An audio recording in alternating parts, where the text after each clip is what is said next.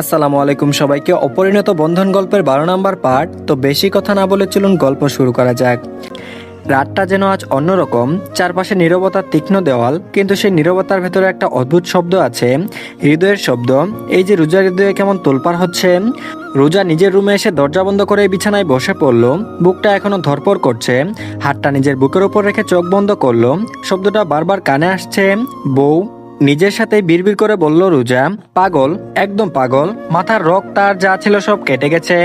এই মাথা নিয়ে আবার নাকি সারা জীবন ফার্স্ট হয়ে এসেছে। কিন্তু রোজা কথাগুলো যতই অস্বীকার করুক, এগুলো মিথ্যা। সেদিন রোজাকে ওই মহিলা খারাপ ভাবতো তাই কথাটা বলেছিল তুরজান। কিন্তু রোজাকে খারাপ বললেও বা তার কি? রোজা যতই এগুলো ভুলতে চাচ্ছে, ততই যেন এগুলো পুনরাবৃত্তি হচ্ছে। রোজার ভেতরের কঠিন রূপ ওই পুরুষের কাছে দেখাতে পারছে না। হৃদয়ে কোথাও নরম হয়ে যাচ্ছে। তুরজানের সেই দৃষ্টি, সেই কণ্ঠ, সেই অদ্ভুত নিশ্চয়তার বলা কথা শুরু তো অনেক আগেই হয়েছে। রোজা চোখ বুলিয়ে সিলিং এর দিকে তাকালো। তার মনে একটা প্রশ্ন বারবার ঘুরছে, কখন শুরু হলো, কি শুরু হলো, আর কেন রোজার মনে হচ্ছে সে মাঝপথে এসে দাঁড়িয়েছে। সে তো কোথাও আগায়নি, তাহলে তার উত্তাল সমুদ্রের মাঝে দাঁড়ানোর অনুভূতি হচ্ছে কেন? এই এত এত উত্তর কে দেবে? কার কাছে উত্তরগুলো পাবে রোজা? অন্যদিকে তুরজান রোজা ছাদ থেকে নেমে যাওয়ার পর বেশিক্ষণ দাঁড়ালো না ছাদে। ছাদ থেকে নেমে নিজের রুমে ঢুকে দরজা বন্ধ করে দিল। ঘরের ভেতর ঘুটঘুটে তিমির অন্ধকার। আজ লাইট জ্বালানোর প্রয়োজন বোধ করলো না। ধীরে ধীরে জানালার পাশে গিয়ে দাঁড়ালো। তারপর বলল, অনুভূতিরা জমতে জমতে ভালোবাসায় পরিণত হয়, আর ভালোবাসা অপেক্ষা করতে করতে নাকি মৃতের রূপ নেয়। তবে তুরজানের অনুভূতিগুলো ধামাচাপা পড়ার আগে কি রোজা বুঝবে না? কোনোদিনও কি বুঝতে পারবে না? কোনো এক পুরুষ তার আশায় এখনো শুদ্ধতম অনুভূতি নিয়ে বাঁচে। তার আশায় বুকে পাথর বেঁধে 9 বছরের জায়গায় 10 বছর দূরে থেকেছে ওই মেয়ের ছোট্ট একটা স্বপ্ন পূরণের জন্য। সেই স্বপ্নের মতো বাড়ি, যা রোজা ছোট থাকতে তুরজানের কাছে চেয়েছিল। যদিও সেটা ছোট খেলনা ছিল, তবু আজ তুরজান সেই ছোট্ট বাড়ির মতো সুন্দর দেখতে এক বাড়ি বানিয়েছে। কাউকে বলেনি, ভেবেছে বাড়িতে গিয়ে আগে রোজাকে সারপ্রাইজ দিবে। অথচ মাস পার হচ্ছে, না ওই বাড়ির কথা রোজা শুনলো, না আর কাউকে জানানো হলো। তবে থাক, ওই বাড়ির মালকিন যেদিন সজ্ঞানে তুরজানের সাথে কথা বলবে সেদিন বাড়ির কথা সবাইকে জানাবে। তুরজান নেওয়াজ, যে এক পাষাণ্ড মানুষ নামে পরিচিত, সেও ভিতরে পুরে যায় এক পুষ্পরাগিনীর জন্য। চোখ বন্ধ করে গভীর শ্বাস নিয়ে ভেবে মৃদুস্বরে উচ্চারণ করলো, 10 বছর। 10 বছর আগের একটা মুখ তার চোখের সামনে ভেসে উঠল। একটা ছোট্ট মেয়ে, 2 বেনি করা, রাগী জেদি কিন্তু অদ্ভুত মায়াবী। নিজের অজান্তেই হালকা হেসে উঠল তুরজান। বিড়বিড় করে বলল, তুই তো কখনো এমন ছিলি না, কিছুই বুঝিস না, তখনও না, এখনো না। তবে এইবার আর হারাতে দেব না, দূরেও যেতে দেব না। আর পরদিন সকালটা শুরু হলো শান্তভাবে। গতকালের ক্লান্তিতে সবাই একটু বেশিই ঘুমিয়েছে। রোজা চোখ মেলে তাকাতেই বুঝলো আজ তার ভেতরটা শান্ত না, অন্যরকম ভাবনায় মশগুল। তুবা আগেই উঠেছিল, বেডে রোজার পাশে বসে ফোন দেখছিল। রোজা উঠে বসতেই বলল, ওহো রাজকুমারী উঠেছে অবশেষে। রোজা চোখ কুঁচকে বলল, চুপ করতো, এখনো ঘুম চোখ থেকে সরছেই না। তুবা হেসে হেসে বলল, কি হয়েছে? কাল রাতে ছাদে কার সাথে এতক্ষণ আড্ডা হচ্ছিল? না মানে অত রাতে ছাদে থাকলি? রোজা বলল, তুই দেখিসনি? তুবা বলল, না দেখিনি। আর কি বা দেখবো, কিন্তু আন্দাজ করতে পারছি কিছুটা। রোজা বলল, কি কি আন্দাজ করতে পেরেছিস? তোবা কিছু বলতে গিয়েও বলল না। মেয়েটার মনে তার ভাইয়ের জন্য অনুভূতি জমছে, তা নষ্ট করা যাবে না। হয়তো এখন কিছু বললে রোজা আর তুরজানের পাশ ঘেসবে না, তাই বলল না কিছু। আর মোড়া ভেঙে ওয়াশরুমে ছুটতে গেল রোজা। তুবা একটু কাছে এসে ফিসফিস করে বলল, তুরজান ভাইয়া। রোজা আবার চোখ বড় বড় করে তাকালো। তারপর বলল, কি তুরজান ভাই? তুবা বলল, কিছু না। রোজা বলল, তোর মাথা ফাটাবো হারামি। এক কথা অর্ধেক বলা ইদানিং তোর অভ্যেসে নয় বদ অভ্যেসে পরিণত হয়েছে। তুবা হাসতে হাসতে বলল, ও মা, পুরো বাক্য শোনার এত ইচ্ছা কেন? নাকি ভাইয়ার বিষয়টাই এত আগ্রহ? কিছু একটা কি হয়ে গেছে? কেমন রহস্য রহস্য গন্ধ পাচ্ছি। রোজা এবার বিরক্ত হয়ে বলল, ধ্যাৎ, তুই না একদম বাজে। সাধারণ কথা পেঁচিয়ে ঘুরিয়ে ইয়া বড় লম্বা বানিয়ে গন্ডগোল বানিয়ে ফেলিস। তুবা বলল, ঠিক আছে ঠিক আছে, আর বললাম না। তবে একটা কথা বলি। রোজা একটু সিরিয়াস হয়ে গেল। তারপর বলল, কি? তুবা বলল, কিছু না। রোজা চুপ করে তুবার দিকে তাকালো। এই মেয়ে তো সারাক্ষণ চুপ থাকে, তাহলে এত ভণ্ডামি শিখলো কেমন করে? রোজা আর কিছু বলল না। ওয়াশরুমে যেতে গিয়ে আবার বাদ সাধলো রোজার ফোন। মেসেজ টোন বাজতেই চোখ পড়লো স্ক্রিনে লেখা নিকনেম, ফন্ড প্রোম্যাক্স ভাই নামে সেভ করা নামের দিকে। মিরানের নাম কেটে নিকনেম সেট করেছে রোজা। এই নাম সেট করা নিয়েও বাড়িতে বিশ্বযুদ্ধ হয়েছিল। তবে মিরানের দলে সৈনিক কম থাকায় সে জিততে পারেনি। মিরান মেসেজ পাঠিয়েছে, বনু কই তুই? রোজা উত্তরে লিখলো, জানি না। মিরান উত্তরে লিখলো, হোয়াট, তুই কোথায়, তুই জানিস না? রোজা বলল, না জানি না, কি বলবা বলে ফেলো। মিরানও ছোটদের মতো জেদ ধরলো, যেন সকল কাজের ঊর্ধ্বে এখন তাকে জানতেই হবে রোজা এখন কোথায় আছে। নিজে বাড়িতে নেই, অথচ বোনের খবর জানতে সে অধীর আগ্রহী। যে কারণে মেসেজ পাঠিয়েছে তাও মনে নেই। মিরান আবারও বলল, আগে বল তুই কই, তারপর বলবো।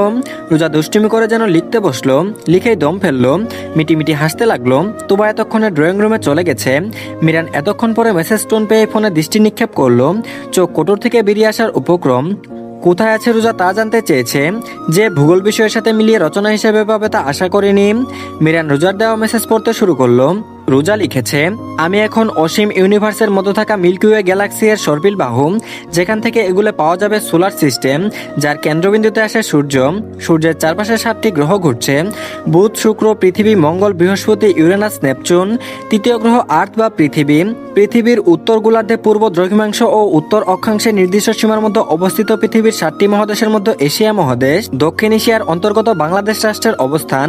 বাংলাদেশের প্রশাসনিক বিভাজন অনুযায়ী খুলনা বিভাগের পশ্চিমাংশে অবস্থিত ঐতিহাসিক ও সাংস্কৃতিকভাবে সমুদ্র কুষ্টিয়া জেলা, যেখানে কবি রবীন্দ্রনাথের কুটির বাড়ি অবস্থিত, যার পাশ দিয়ে প্রবাহিত হয়েছে পদ্মা ও গড়াই নদী।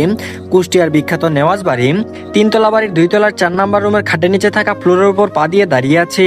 সংক্ষেপে মহাবিশ্ব থেকে শুরু করে সব স্তর পার হয়ে আমি এখন শান্তভাবে দাঁড়িয়ে আছি কুষ্টিয়ার তাজারুল নেওয়াজ এবং মুস্তফা নেওয়াজের বাবা আনোয়ার নেওয়াজের বাড়িতে। মিরান সবটুকু পরে শেষ করতে পারলো নাকি কে জানে।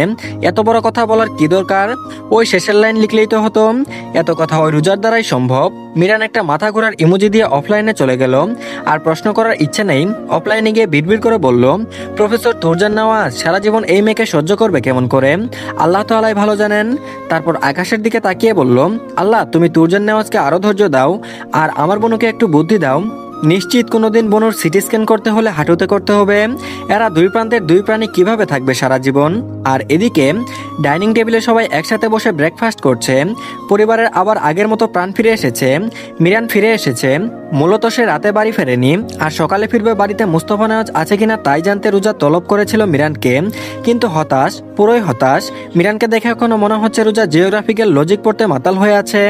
তবুও মিরান হেসে বলল, ভাইয়া তোমার মাথা ব্যথা এখন কেমন? তুরজান কফিতে চুমুক দিয়ে বলল, ভালো। মিরান তুরজানের দিকে তাকিয়ে মুচকে হাসলো। বোধহয় রোজার পাগলামি সহ্য করার জন্য তুরজান নেওয়াজের কথা ভাবছে। এত মাথা ব্যথা নিয়েও মানুষটা রোজার কোনো আবদার অপূর্ণ রাখে না। মিরানের হাসি দেখেও তুরজান কিছু বলল না। তুরজানের মতে এরা দুই ভাই বোন পাগল। রোজার মতে তুরজান আর তুবা পাগল। হ্যাঁ, সবাই পাগল। রোজা চুপচাপ খাচ্ছিল। হঠাৎ তার চোখ গেল তুরজানের দিকে। তুরজানও তাকিয়ে আছে। দুজনের চোখ একসাথে আটকে গেল অচানা গোলক ধাঁধায়। অতিবাহিত হলো কয়েক সেকেন্ড। তুরজান দৃষ্টি সরালো না। রোজা দ্রুত চোখ নামিয়ে নিল, আবার খাওয়ায় মনোযোগ দিল। মুস্তফা নেওয়াজ আর তাজারুল নেওয়াজ আজ ডাইনিং এ। আর আজ তোবা, রোজা আর মিরান সকলে দুষ্টামি সহকারে ব্রেকফাস্ট পর্ব শেষ করলো। আর এদিকে দুপুরে শাওয়ার নিয়ে রোজা এক বাগানে বসে আছে। তুবাও আসবে একটু পর। তুবার আসার অপেক্ষা করছে রোজা। হালকা বাতাস বইছে, কোমর পর্যন্ত ছড়ানো চুল দোল খাচ্ছে বাতাসে। চারপাশে ফুলের গন্ধ। হঠাৎ পেছন থেকে সেই পুরুষের কণ্ঠস্বর আর পরিচিত সেই পারফিউম। রোজা পারফিউম হিউট লুকস এর মাতাল করা গন্ধ ভেসে এলো। একা বসে কি ভাবছিস? রোজা ঘুরে তাকালো না। তুরজান নেওয়াজটা বুঝতে এখন আর তাকাতে হয় না। ওই পারফিউমই যথেষ্ট তুরজান নেওয়াজের পরিচিতর জন্য। যেমন ভাবনায় ইদানিং এই লোকটা ঘুরছে, তেমনি আশেপাশে।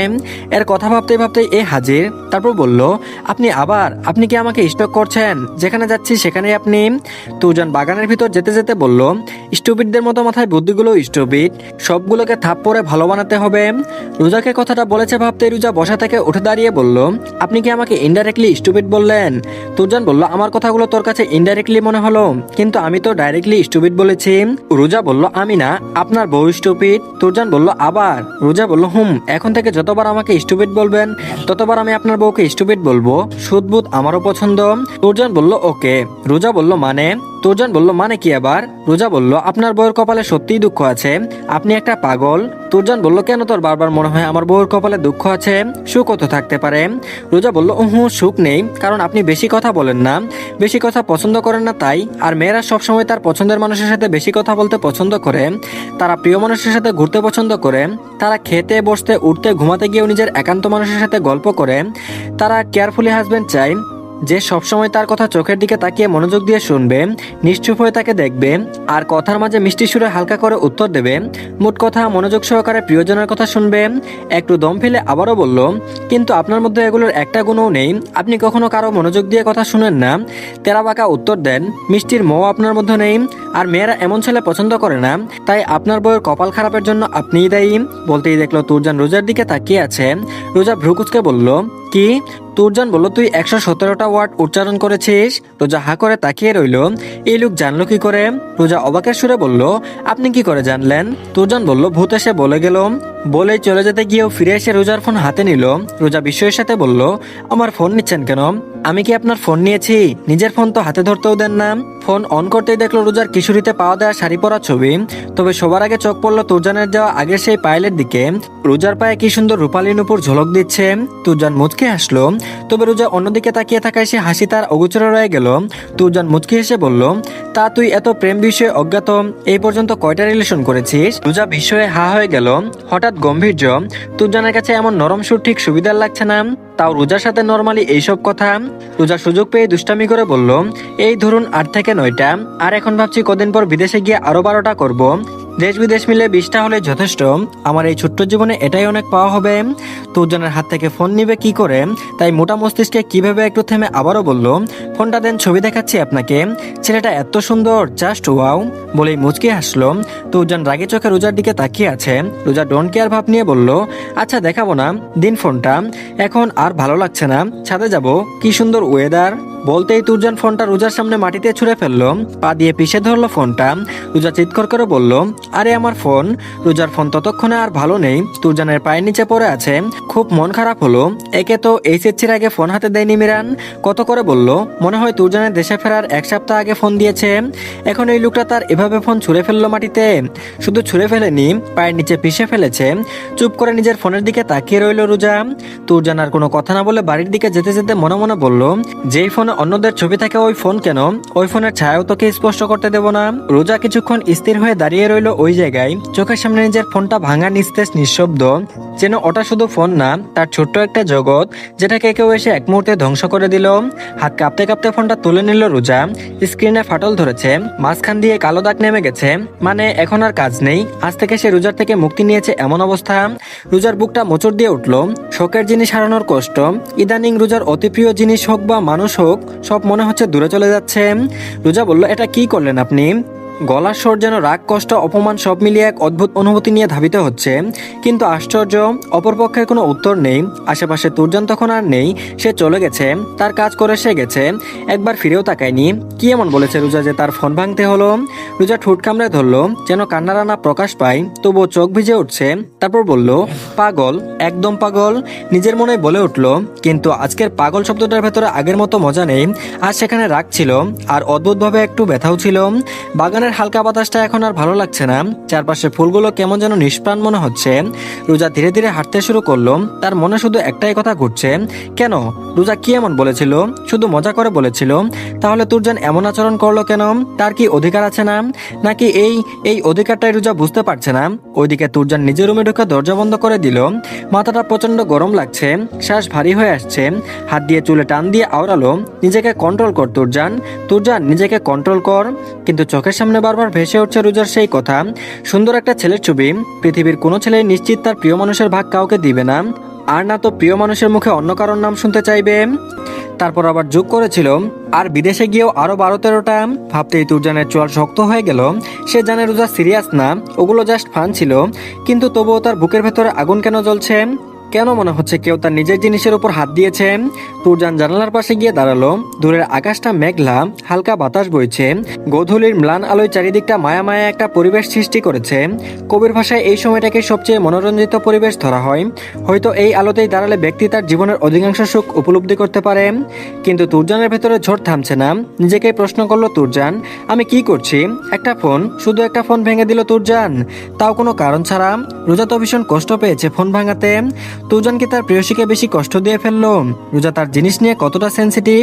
হালকা করে চোখ বন্ধ করলো তুরজান, তারপর বলল, তুই ওকে কষ্ট দিলি? তুরজান নেওয়াজ, যাকে ছাড়া অচল অবিচ্ছেদ্য এক অপরিণত অংশ তুই। একটু থেমে আবারও বলল, তবে আর না, না তাকে আর কষ্ট পেতে দেব না, না তো তোকে এখন থেকে পুরোটা একা ছেড়ে দিব। আমি বড্ড সুযোগ সন্ধানী রোজা, নিজের প্রিয় জিনিস আটকে রেখে নিজের করতে আমি ভালো করেই জানি।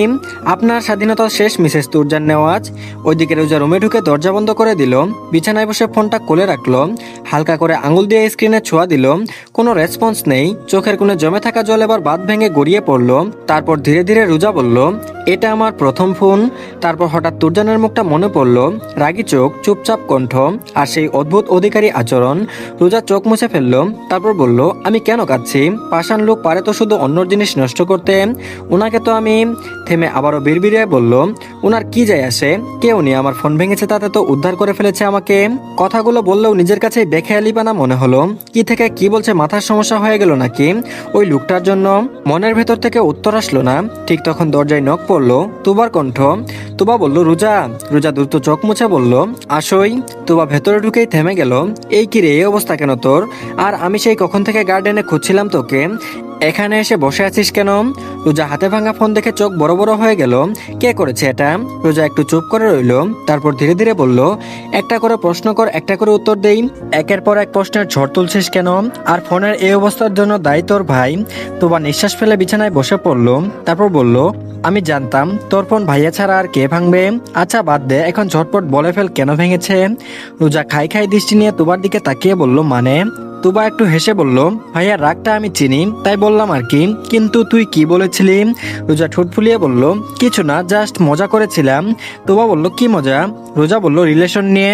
তুবা কয়েক সেকেন্ড চুপ করে রইল, তারপর ধীরে ধীরে হেসে উঠল। বিছানায় বালিশ নিয়ে স্বস্তি নিয়ে বসে হাসতে হাসতে বলল, তুই মরেছিস। রোজা বিরক্ত হয়ে বলল, এটা তোর কাছে হাসির বিষয়? তোরা দুই ভাই বোনই পাগল। তুবা মাথা নাড়ালো, তারপর বলল, সে যাই বলিস, কিন্তু তুই কিছু কথা বা আবেগ এখনো বুঝিস না। রোজা বলল, কি বুঝি না?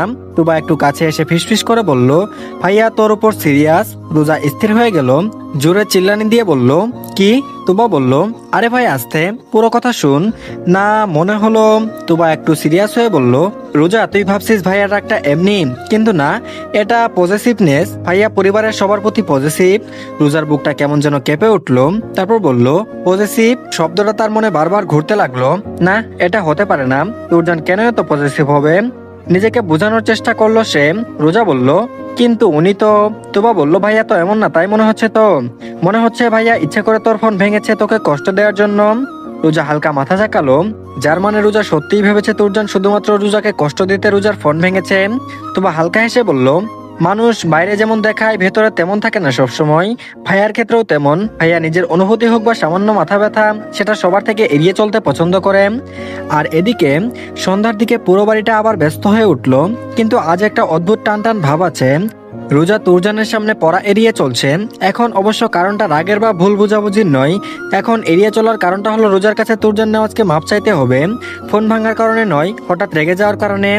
ফোনের কথা মিরানকে বলার পর বলেছে ফোন আবার কিনে দেবে। যদিও রোজার ভালোই হয়েছে, আবার নতুন ফোন পাবে।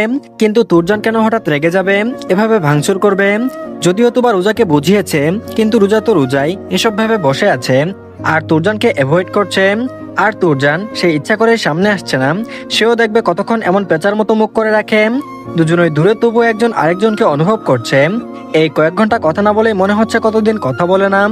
যদিও ব্যাপারটা রোজার কাছে ঝগড়া করতে পারছে না বলে এমন মনে হচ্ছে, কিন্তু আসলেই কি তাই? রোজা কি ঝগড়া করার জন্য ওই পাথর মানবের সাথে কথা বলতে চাইছে তুরজান এসে রোজার সাথে কথা বলুক। রাতে ডিনারের পর রোজা ছাদে উঠে গেল। রোজার অদ্ভুত ফিল হলেই ছাদে চলে যায়, ছোটবেলার অভ্যাস এটা। আজকে আকাশে চাঁদ নেই, কিন্তু হালকা তারা আছে, বাতাসটা ঠান্ডা। সে রেলিং এ ভর দিয়ে দাঁড়িয়ে রইল। তুবা ছাদে যেতে গেলে মিরান দৌড়ে এসে পথ রোধ করলো, যেন তুবা উপরে গেলে কিছু অনর্থ হয়ে যাবে। মিরানের এমন আচরণ দেখে তুবা রেগে বলল, কি সমস্যা? এমন পথ আটকে দাঁড়ালে কেন? মিরান দুহাত বাড়িয়ে বলল, দেখছিলাম হাত কত বড় হয়েছে। তা আমি একা দেখে বুঝতে পারছি না, একটু দেখে বলতো কত বড় হয়েছে। তুবা বলল, কেন তোমার অনন্যার কি হয়েছে? তার কাছে গিয়ে হাতের মাপ নিয়ে এসো। মিরান বলল, এটা অবশ্য খারাপ বলিসনি, কিন্তু এখন তুই মেপে দেখ। তুবা বলল, রাগাবা না মিরান ভাই, বিরক্ত লাগছে কিন্তু। মিরান বলল, তোর ভালো লাগলো কবে?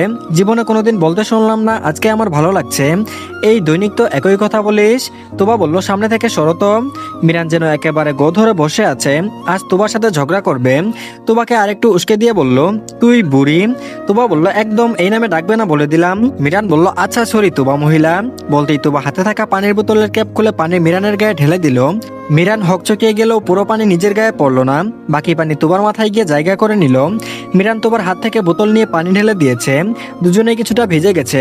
তুবাকে রেগে তাকাতে দেখে মিরান আমতা আমতা করে বলল, তুবু বুড়ি বিশ্বাস কর আমার কোনো দোষ নেই। তুবা বলল, তাহলে দোষ কার? আমার। মিরান বলল, না মানে হ্যাঁ না।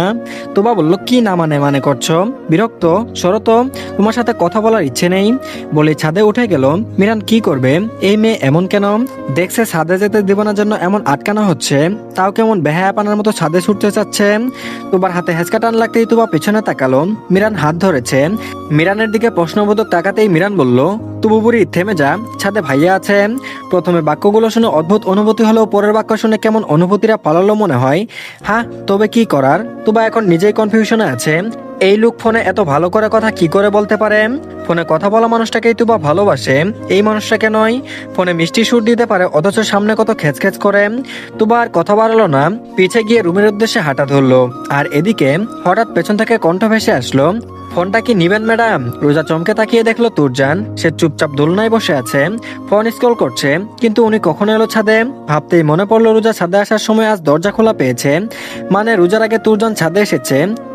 রোজা ছাদে এসে সেই তারা খোঁজায় ব্যস্ত হয়েছে। তুরজান নিশ্চয়ই ভেবেছে রোজা পাগল, নয়তো 8 ঘন্টা পার হয়ে গেল রোজা জানতেই পারেনি সে বাদেও আরেকজন ছাদে আছে। তুরজানকে দেখবেই বা কেমন করে? সেই তো আধারে বসে আছে। তুরজানের চোখের দিকে তাকাতেই দেখলো আগের মতো কিছু নেই, আর থাকলেও বা কি? রোজার দ্বারা ওই রহস্য ঘেরা চোখ পড়া সম্ভব না। রোজা তো ঠিকই করেছে, চোখের দিকে আর তাকাবে না। ওই বাদামি রঙা চোখ কেমন সুস্থ মানুষকে মাতাল করতে সক্ষম। রোজা মাথা নিচু করে দাঁড়িয়ে আছে।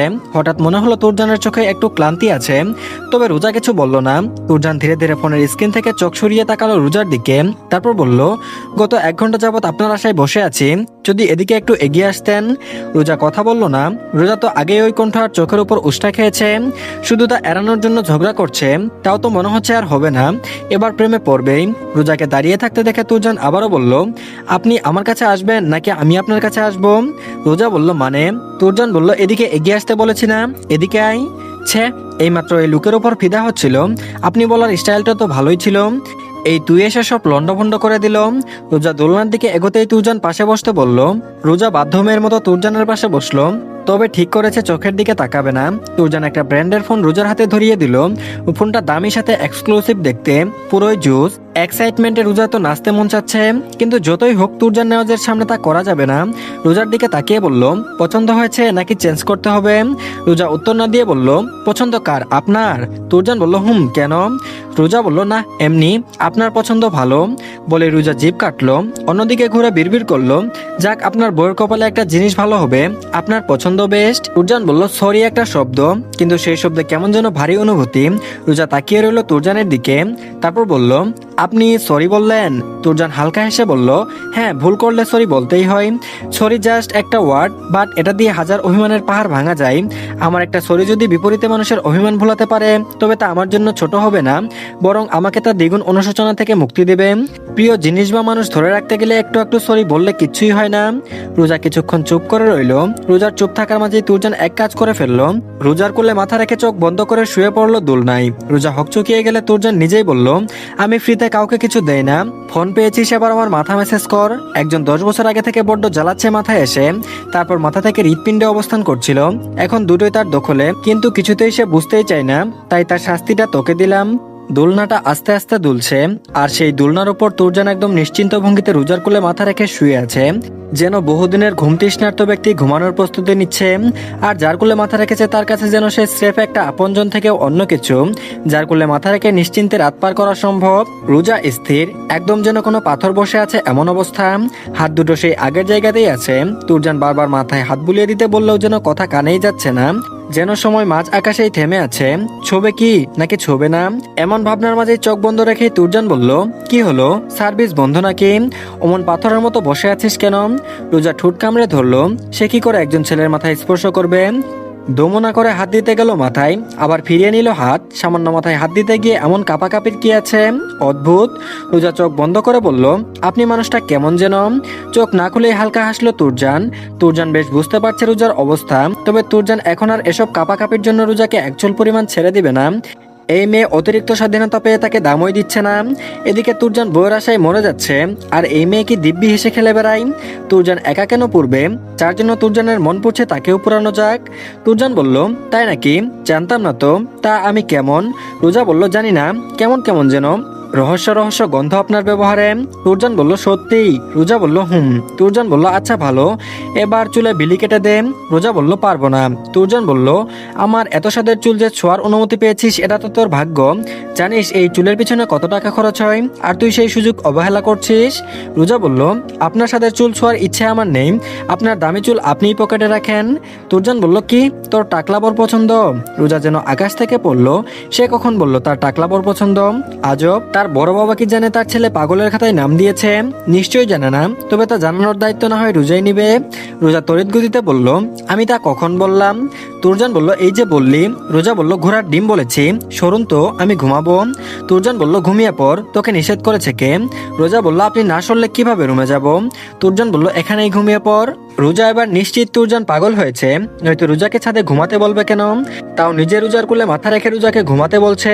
রোজা তুরজানকে হাতে ঠেলে নিজের কুল থেকে সরাতে গেলেও পুরুষালীর শক্তির কাছে তুচ্ছ। যদিও তুরজান কোনো শক্তি প্রয়োগ করেনি, তবে রোজার ধাক্কা দেওয়ার সময় যে উঠে বসবে তাও বসেনি। মানে এক প্রকার ছোট বাচ্চাদের মতো অবস্থায় তুরজান নির্বিকার হয়ে আছে। রোজা তুরজানের দিকে তাকিয়ে দেখলো এখনো চোখ বন্ধ করে নিরীহ প্রাণীর ন্যায় শুয়ে আছে। রোজা বলল, উঠুন, আমার পা ব্যথা হয়ে গেল, আমি তো এখন মনে হচ্ছে সিঁড়ি দিয়ে নামতেই পারবো না। তুরজান বলল, অভ্যাস করে নেন ম্যাডাম।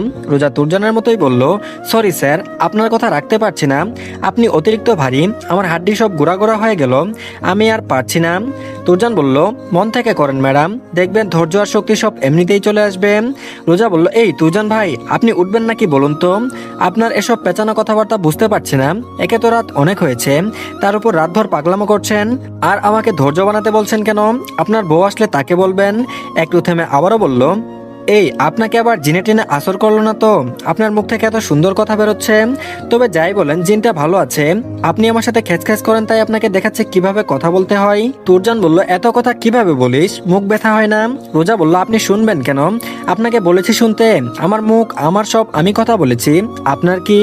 তুরজান বলল, রেগে গেলি, আচ্ছা বাদ দিলাম, বলে আবারও বিড়বিড়িয়ে বলল, সব তো তোরই, কথাগুলো তোর, হাজবেন্ডও তোর, ধৈর্য ধরে তোর কথা শুনে আমার কি? তুরজান বলল, মাথা ব্যথা করছে। তুরজানের এই এক কথা রোজা আর দেরি করলো না, ধীরে ধীরে হাত রাখলো তুরজানের চুলে। প্রথম ছোঁয়া, তার হাত কেঁপে কেঁপে উঠল, বুকের বাপাসে হঠাৎ বিদ্যুতের ন্যায় শক লাগলো। এত কাছে থেকে এই মানুষটাকে এইভাবে ছোঁয়া, অদ্ভুত এক অনুভূতি। তুরজান একটুও নড়ল না, আবার যেন ঘুমিয়ে পড়তে উদ্যত হলো, শুধু নিঃশ্বাসটা যেন একটু ধীরে হয়ে গেল আগের চেয়ে। তুরজানের চুলে জোরে জোরে টান অনুভব হতেই বুঝতে পারলো রোজা তার চুলের সাথে যুদ্ধে নেমেছে। তবে সব থেকে বড় অস্ত্র হলো নীরবতার সহিত কাউকে আপন করে নিজের গণ্ডি চালানো। তো ধন্যবাদ সবাইকে, এই পার্টটি এই পর্যন্তই। পরবর্তী পার্ট খুব তাড়াতাড়ি পেয়ে যাবেন, তার আগে সবাই প্লিজ চ্যানেলটিকে সাবস্ক্রাইব করে দিন, আর ভিডিওতে অবশ্যই লাইক দিবেন। তো